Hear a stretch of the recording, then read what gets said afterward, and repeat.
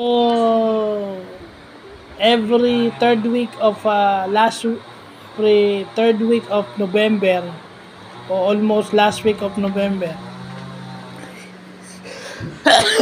yun daw yung Drug Abuse and Prevention Control Week. So, bakit ito isinama sa National Council for Disability Affairs website? Bakit ito isinama sa NACDA? Kasi pagka nagkaroon ka ng drug abuse, there are chances na magkakaroon ka na ng psychosocial or mental disability. So, meron ka ng medication para hindi ka na, ganun, pag nalulung ka sa drugs, diba? Magiging disability yan in the end.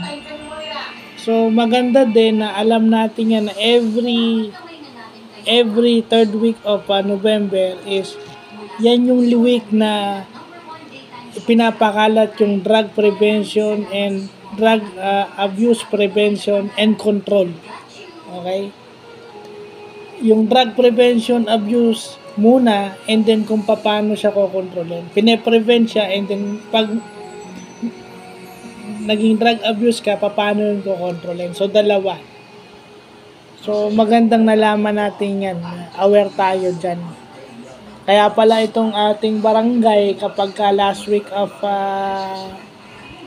November, yung in charge dun sa drug abuse. Sila EXO, busy dyan. Sila EXO Marlon Caleon, busy dyan.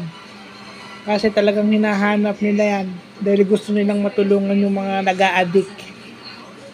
Kasi proclamation pala ng, executive order pala yan. Which is lahat ng citizen, lahat ng Pilipino dapat aware dyan.